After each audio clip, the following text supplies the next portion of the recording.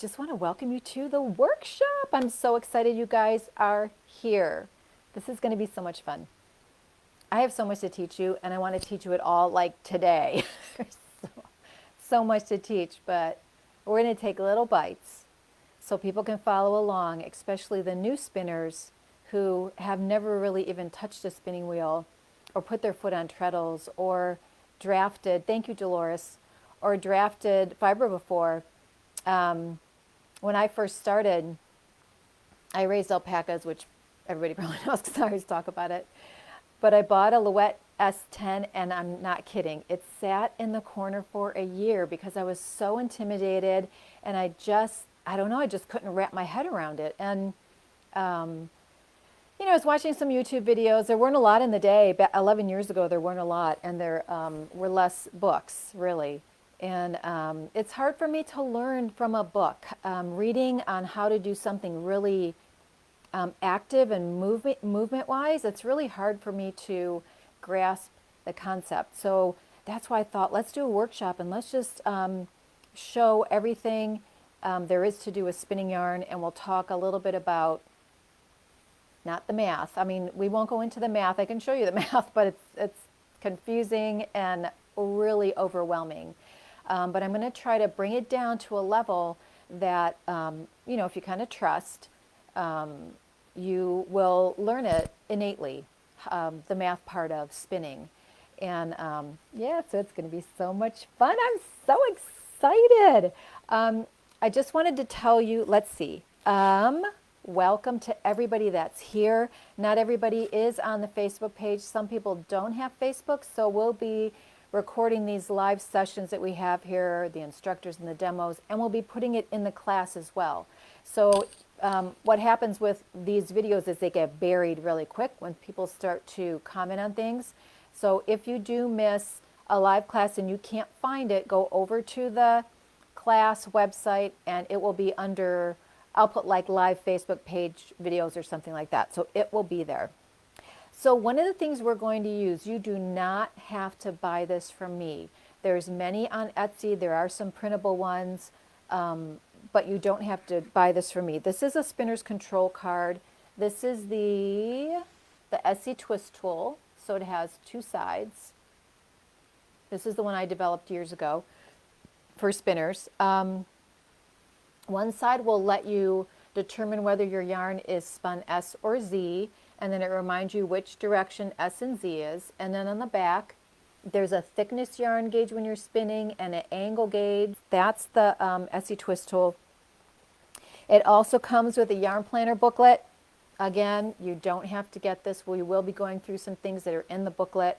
It talks about whorl sizes and ratios and how to kind of work through spinning a certain yarn. Again, you do not have to get this.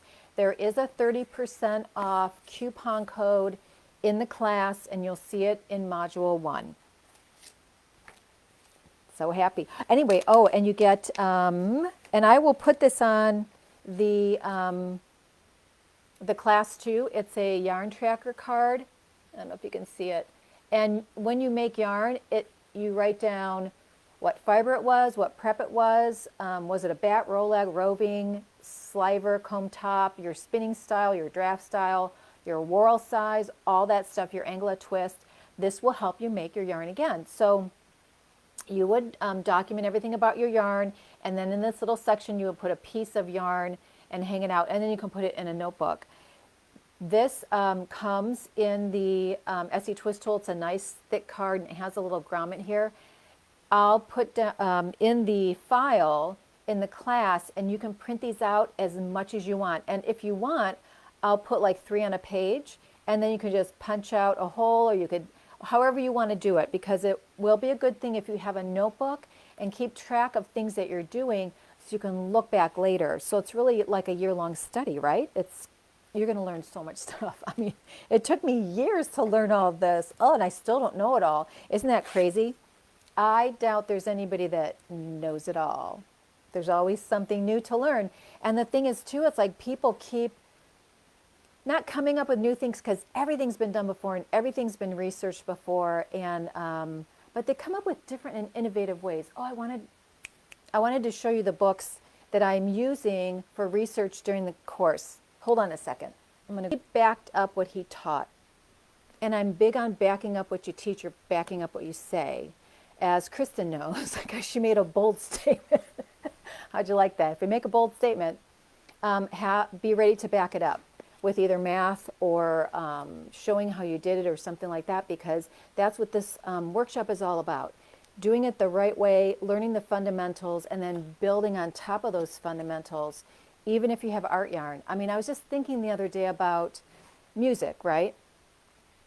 So if someone went to school and learned theory, music theory and things like that, but he played jazz, it almost sounds like it's almost like art yarn. It's kind of just out there, they play whatever they want, but they have an underlying basis of the fundamentals of music, and the same with yarn. You have the underlying fundamentals of twist and all that stuff in your pocket, and then you build your yarn on top of that, but it makes you look like you're just kind of freeforming it. So it's pretty cool. Okay, so this is one of the books I used for research. I also used Peter Thiel's hand wool combing and spinning. He is a worsted guy. This is awesome. And then I also have Mabel Ross's book, Yarn Design, and then also merino hand spinning. Now, so that's pretty cool. Okay, so that's my basis of my information that mostly that I'm getting from the class, but I've also researched other things, and we can go into that. Something else that you might like for this class, this is called a lap cloth.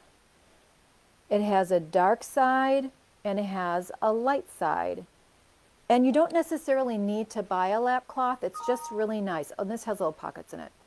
Because when you're spinning dark yarn, to have this on your lap, it's nice for the contrast. And the same for the dark side for a light yarn. So this is really pretty nice. If you want to make one, these are made out of linen. The fiber sticks to it a little bit, but not like if it were something, you know, a different kind of fabric. So these come in handy. Let's see. Oh, what I wanted to talk about. Since I'm a physical therapist and ergonomics is really important to me,